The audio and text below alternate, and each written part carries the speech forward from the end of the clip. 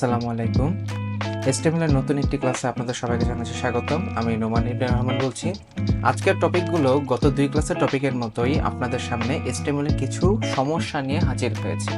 তো আজকে সমস্যাটি পেয়েছি কুমিল্লা বোর্ড 2019 থেকে, যেখানে HTML কোড দিয়ে তৈরি করার জন্য এই উদ্দীপকটি সেখানে দেওয়া ছিল। তো ওই HTML কোডের সহায়তায় কিভাবে এই রকম জটিল একটি ওয়ার্ডগুলোকে আমরা HTML কোডের মাধ্যমে লিখব, সেটি আজকে আমি বিস্তারিতভাবে আলোচনা করব।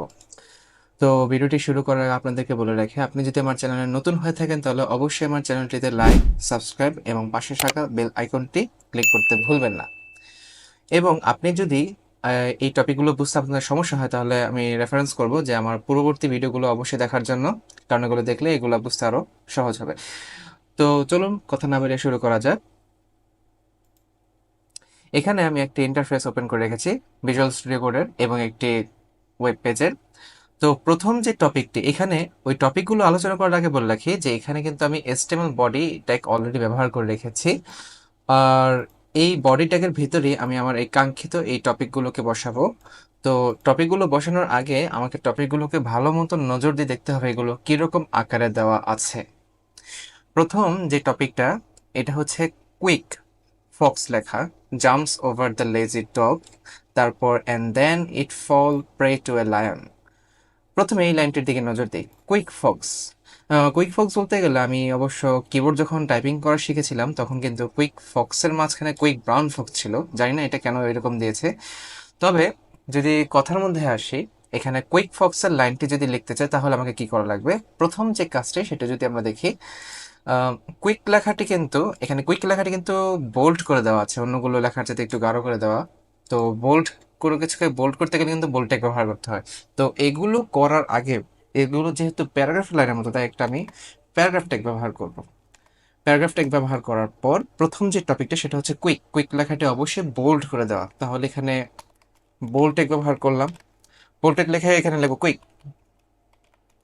কুইক লেখার পর দেখুন কন্ট্রোল চেপে যদি আসে ক্লিক করি, যে কুইক লেখাটি কিন্তু আমার সাইড উইন্ডোতে ওপেন হয়ে গেছে।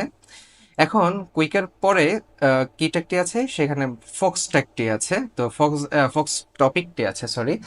তো ফক্সের যে টেক্সটটি, সেই টেক্সটের নিচে কিন্তু আন্ডারলাইন, কিন্তু সে কিন্তু আগের মতো বোল্ড না, তার নিচে শুধুমাত্র কি আছে, আন্ডারলাইন আছে। তো আমি যদি এটাকে আন্ডারলাইন করতে চাই, তো প্রথম যে কাজটি সেটা হচ্ছে এখানে আমি আন্ডারলাইন ট্যাগ ব্যবহার করব। এখানে ইউ লিখলাম। ইউ লেখার পর এখানে কি আছে, ফক্স আছে। ফক্স ফক্স লেখাকে কন্ট্রোল চেপে যদি এসে ক্লিক করি তাহলে দেখতে পাচ্ছেন কুইক ফক্স লেখা উঠেছে, কিন্তু কুইক ফক্স লেখার মাঝখানে একটু স্পেস দরকার। তো আমি এই জায়গার মধ্যে যদি একটু স্পেসে ক্লিক করে যদি কন্ট্রোল চেপে এসে ক্লিক করি তাহলে দেখতে পাচ্ছেন যে এখানে পাশে স্পেস তৈরি হচ্ছে। এরপর যে টপিকটি আছে সেই টপিকটা হচ্ছে যে পরবর্তী লাইনে jumps over the lazy dog. Jumps over the lazy dog, কিন্তু একটু খেয়াল করে দেখুন এখানে কিন্তু কুইক ফক্সের নিচে জাম্পস ওভার দ্য লেজি, মানে এক লাইন নিচে চলে গেছে। এই HTML কোডে এক লাইন নিচে নেওয়ার জন্য কিন্তু একটা ট্যাগের প্রয়োজন, যে ট্যাগটি হচ্ছে ব্রেক ট্যাগ। ব্রেক BR দিয়ে লেখা হয়ে থাকে। তো আমি এটা লিখে দেখাচ্ছি। তো এটা যদি না লিখি তাহলে এটা লেখার কারণটা কি, এটা যদি না লিখি দেখুন, আমি যদি এন্টার প্রেস করি, এন্টার প্রেস করার পর যদি আমি লিখি যে এখানে জাম্পস ওভার লেখাটি কিন্তু মাঝখান দিয়ে কাটা পড়েছে, মানে ডিলেট ট্যাগ ব্যবহৃত হয়েছে এটার মধ্যে। তো আমি যদি জাম্পস ওভার লেখার জন্য ডিলেট ট্যাগ ব্যবহার করি, যেমন ডিলেট ডিলেট ট্যাগ ব্যবহার করার পর লিখলাম জাম্পস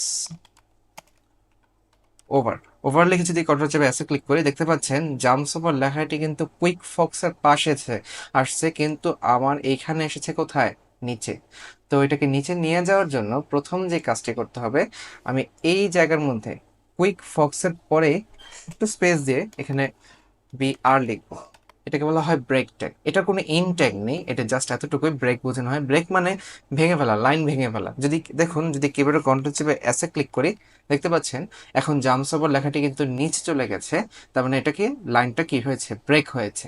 এখন আমি আমার কাঙ্ক্ষিত কাছে চলে যাই, যেমন জাম্পস ওভারের পরে আমার কি আছে, দ্য লেজি লেখাটা যদি দেখুন খেয়াল করে, এটা নর্মাল টেক্সট, এখানে কোনো প্রকারের কোনো ট্যাগ ব্যবহার করার দরকার নেই, জাস্ট এখানে আমরা নর্মালি লিখে দেবো, একটু স্পেস দিব, দ্য লেজি। লিখে যদি কন্ট্রোল চেপে এসে ক্লিক করে দেখতে পাচ্ছেন দ্য লেজি লেখাটি কিন্তু পাশে উঠে গিয়েছে। দ্য লেজি লেখাটি কিন্তু পাশে উঠে গিয়েছে। এখন লেজির পরে দেখতে পাচ্ছেন যে ডগ লেখাটি যে আছে না, ডগ লেখাটি কিন্তু লেজির পাশেই কিন্তু একটু উপরে অনেকটা পাওয়ারের মতো চলে গিয়েছে। তো এরকম যদি কোনো লেখাকে উপরে পাঠাতে হয় তাহলে অবশ্যই সুপারস্ক্রিপ্ট ট্যাগটি ব্যবহার করতে হবে। তো সুপারস্ক্রিপ্ট ট্যাগ ব্যবহার করার জন্য এখানে যা করব, আমি দ্য লেজের পর একটু স্পেস দিব, স্পেস লিখে সুপারস্ক্রিপ্ট লিখবো, SUP সুপারস্ক্রিপ্ট। সুপারস্ক্রিপ্ট লেখার পর সুপারস্ক্রিপ্ট লেখার পর এখানে কি লেখা ছিল, ডগ। ডগ ডগ লিখে যদি কন্ট্রোল চেপে অ্যাসে ক্লিক করি, দেখতে পাচ্ছেন যে লেজের উপর ডগটা কি হয়ে গেছে, পাওয়ার আকারে চলে গিয়েছে। এখন কিন্তু এই এই লাইন থেকে কিন্তু এখন দ্বিতীয় লাইন থেকে কিন্তু আমি তৃতীয় লাইনে চলে যাচ্ছি, তাহলে অবশ্যই কি করতে হবে, আমাকে আবার আরেকটি কি করতে হবে, এই সুপারস্ক্রিপ্টের পরে ব্রেক ট্যাগ ব্যবহার করতে, কারণ ব্রেক ট্যাগ ব্যবহার করলে লাইন কি হবে, ব্রেক হবে। দেখুন এখন যদি এন্টার প্রেস করলাম, এন্টার প্রেস করার পর এখানে দেখুন অ্যান্ড দেন ইট ফল।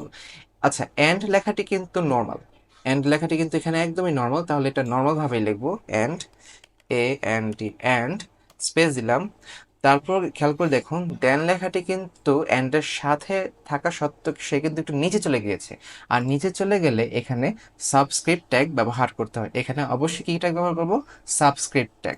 তো সাবস্ক্রিপ্ট ট্যাগ লিখতে হয় এভাবে, SUB সাবস্ক্রিপ্ট। সাবস্ক্রিপ্ট ট্যাগ লিখে এখানে কি লেখা ছিল, দেন। দেন লিখে যদি কন্ট্রোল চেপে অ্যাসে ক্লিক করি, দেখতে পাচ্ছেন এন্ডের পরে কিন্তু দেন লেখাটি নিচে চলে গেছে। এখন যদি খেয়াল করে দেখুন দেনের পরে কিন্তু ইট ফল, একটু খেয়াল করে দেখুন ইট ফল লেখাটি কিন্তু নর্মাল দেখা গেলেও কিন্তু সেটা কিন্তু একটু ইটালিক ফন্টে ব্যবহার করা হয়েছে, মানে ইটালিক ট্যাগ ব্যবহার করে এটাকে কি করতে হবে, আমাকে লিখতে হবে। তো এর পরে যে কাজটি করব, এখানে স্পেস দিব, তারপর আই ট্যাগ ব্যবহার করলে ইটালিক ফন্ট অ্যাক্টিভেট হয়। তাহলে এখানে লিখবো কি, ইট ফল, ইট ফল।